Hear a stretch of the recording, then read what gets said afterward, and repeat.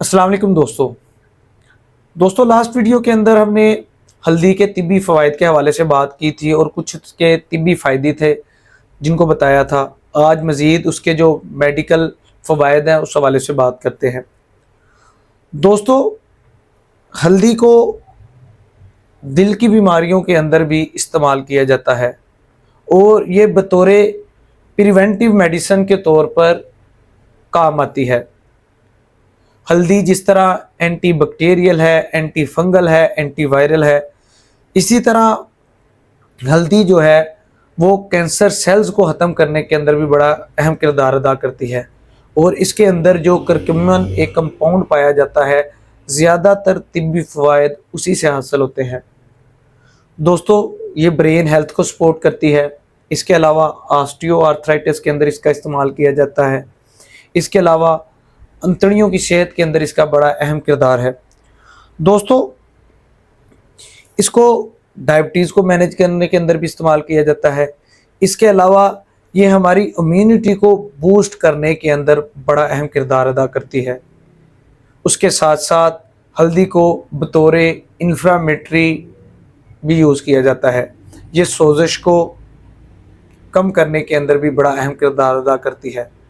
इसके साथ साथ ज़ख्म को भरने के अंदर भी हल्दी का बड़ा अहम किरदार है। पुराने वक्तों में आपने देखा होगा, अक्सर जिस जगह पे चोट लग जाती थी या जिस जगह पे कोई कार्बंकल या कोई अब्सेस निकलती थी, वहाँ पे हल्दी का लेप किया जाता था, हल्दी का इस्तेमाल किया जाता था और उस ज़ख्म से पस बाहर ड्रेन करवा ली जाती थी।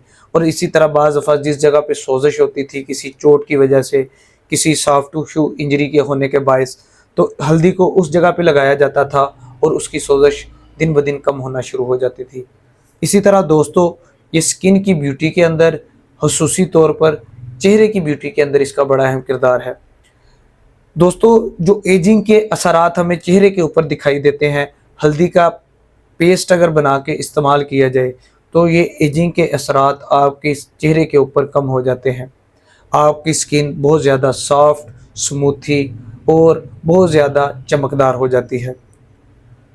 दोस्तों, हल्दी का इस्तेमाल इंतहाई मुफीद रहता है और स्पेशली आपको अगर रेस्पिरेटरी डिजीज़ हों, आपको फेफड़ों की बीमारियां हों, फेफड़ों से बलगम बहुत ज़्यादा आती हो, अगर आप फेफड़ों की टीबी के अंदर मुब्तला हों जिसकी वजह से आपकी इम्यूनिटी बहुत ज़्यादा कम हो गई हो, तो हल्दी को अगर दूध के अंदर डाल के इस्तेमाल किया जाए तो आपके लंग्स के हेल्थ के लिए बहुत ज़्यादा बेनिफिट्स मिलते हैं। दोस्तों, अक्सर जो लंग्स की डिजीज़ के अंदर मुब्तला होते हैं, अगर वो हल्दी का इस्तेमाल करते हैं, दूध के अंदर डाल के इस्तेमाल करते हैं, तो उनकी सेहत के अंदर बहुत बेहतरी देखने को मिलती है। और अगर आप हल्दी के असरात को 2000 गुना ज़्यादा करना चाहते हैं तो आपको इसका इस्तेमाल काली मिर्च के साथ करना चाहिए। काली मिर्च इसकी अब्ज़ॉर्प्शन को 2000 गुना ज़्यादा तेज़ कर देती है। इसके अलावा दोस्तों, टेस्ट को डेवलप करने के लिए आप लेमन का भी इस्तेमाल कर सकते हैं। उसके साथ साथ आप शहद का भी इस्तेमाल कर सकते हैं।